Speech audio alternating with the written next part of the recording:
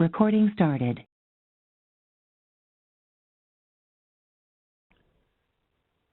Hello. Welcome to today's webinar on the property tax freeze credit and government efficiency plans. As part of the 2014 state budget, the property tax freeze credit program was established. The new law encourages local governments and school districts to generate long-term relief for New York State taxpayers by sharing services, consolidating or merging and demonstrating and implementing operational efficiencies.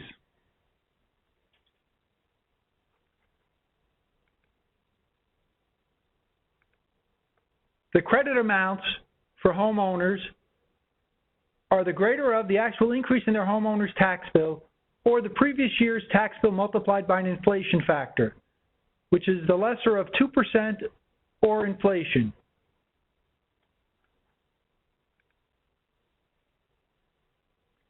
To receive the credit, a homeowner must be eligible for the school tax relief program, property tax exemption, and live in a jurisdiction that both limits any increase in its tax levy to a property tax cap set by state law and develops and implements a government efficiency plan determined to be compliant by the New York State Division of Budget.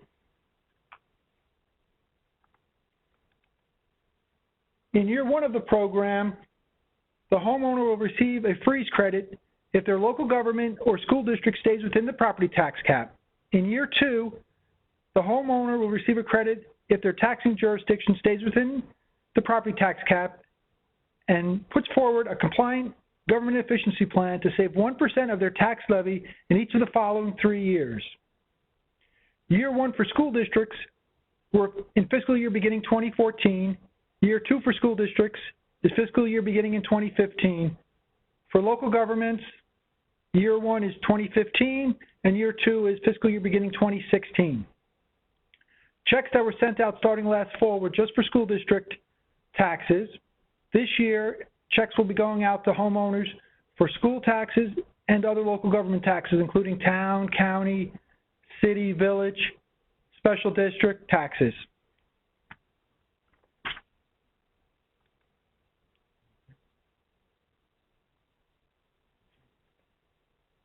The 1% savings that must be demonstrated in the government efficiency plans is not 1% of total government spending, but rather 1% of the property tax levy.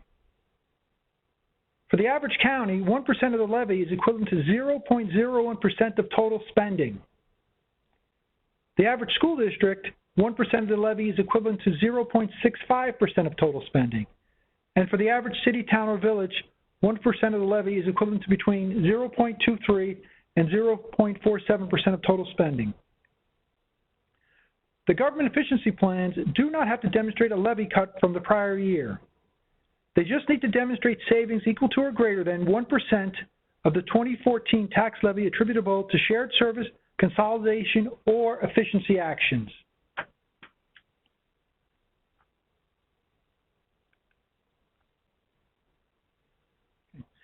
We're going to talk about government efficiency plans now. If multiple local governments or multiple school districts decide to join together to form a government efficiency plan, they must first designate one school district or local government entity as the lead entity. The lead entity will submit the government efficiency plan on behalf of all the school districts and local government signatories to the plan. These plans will be due to the New York State Director of the Budget no later than June 1, 2015. While the law encourages multiple jurisdictions to join together to develop a government efficiency plan, it does allow for the submission of an individual efficiency plan. Those plans would also be due June 1 of 2015 to the Division of Budget.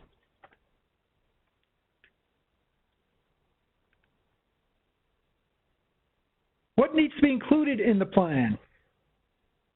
First, you need to have a list of all the school districts and local governments that are signatories to such plan. You will need all the government efficiency plan certifications and an analysis of the aggregate savings to be achieved by the plan. The submission will be made through a simple online application that will soon be made available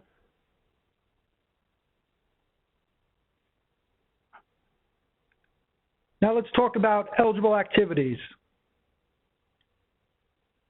Cooperation agreements are agreements entered in between eligible school districts or local governments with other school districts or local governments to implement the sharing or consolidation of functions or services.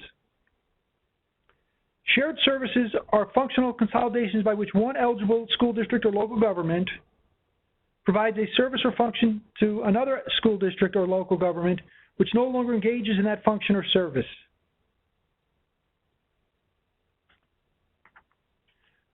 This next slide has some examples of eligible activities.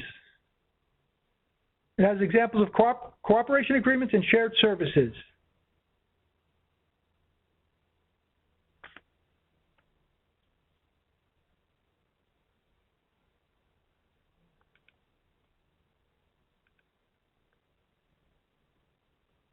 Eligible activities. Efficiencies or actions taken by a local government or school district to improve the completion of existing processes or functions or the delivery of existing services that result in lower costs. Mergers for school districts are reorganizations of eligible school districts as described by the various sections of the education law. Mergers for local governments are consolidations or dissolutions of local government units in accordance with Article 17A of the General Municipal Law. Next, we'll talk about the submission of the government efficiency plans. All plans will be filed online. It's going to be a simple online process that mainly asks for the participants, short description of the actions, and savings numbers for each participant in the action. In order to file a plan, you will first need to register. To register, you will need the name of the person registering and an email address accessible by the person filing the plan. Once you supply this information, you will receive an access code necessary to get into the system. You will need to keep this access code for future use. On the next page, we'll show you what the screen looks like to register. Again, it's very simple. On the Division of Budget website, you enter again your first name, your last name, and an email address. You will then be sent an access code that you'll use to get into the system. To register, go to the website at budget.ny.gov, click to enter. Again, you'll be asked for a first name, a last name, and an email address. The person responsible for entering the data should use their first and last name and email address. Once that information is submitted, an email will be sent to the supplied email address with login data. Plans need not be entered in one session. The original access code will be needed every time you access your plan.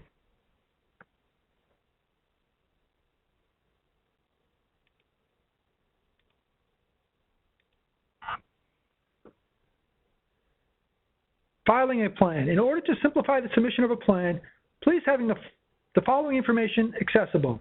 The total 2014 tax levy for each local government or school district that is a signatory of the plan. This levy is the levy amount calculated for tax cap purposes and includes all amounts subject to the tax cap. Any property tax being levied to support the operations of the subordinate special district is considered part of the tax levy of the local government and must be counted in the total levy for the purposes of the savings calculations. Plans cannot be saved unless a 2014 levy amount is entered for each participant.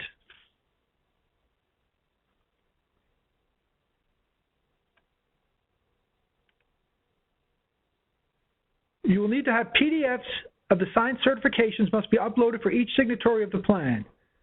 The lead local government or school district should receive 3 such certifications from each signatory.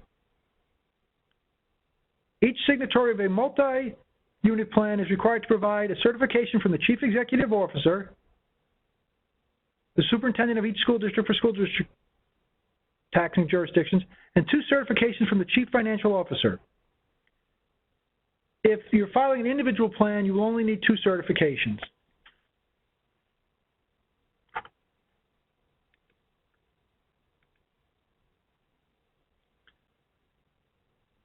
The plan will need a simple description of each savings action included in the plan and which local governments or school districts are participating in the action.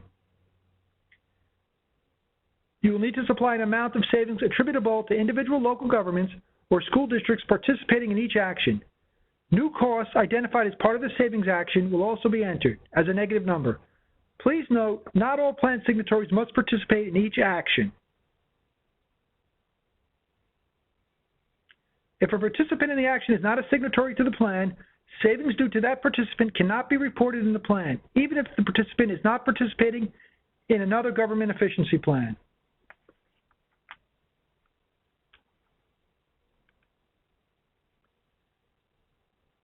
In order to apply savings from a previous efficiency action against any of the annual targets required in the plan, a school district or local government must demonstrate continuing savings in one or more of the years, i.e. 17, 18, or 19, covered by the plan.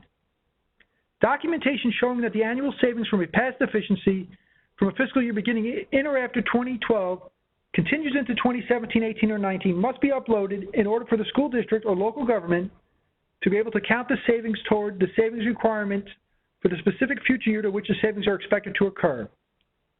The online application will calculate the required amount of the savings and aggregate all savings actions.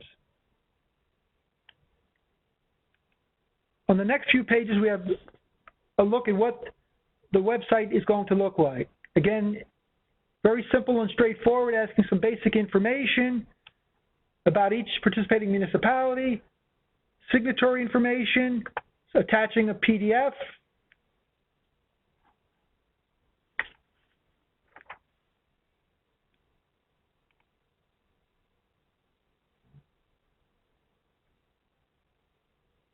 This slide is for local governments.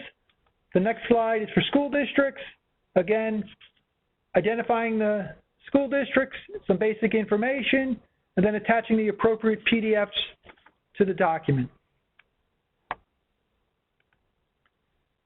And then finally, a brief explanation of the savings actions, including the amount of savings from each action taken.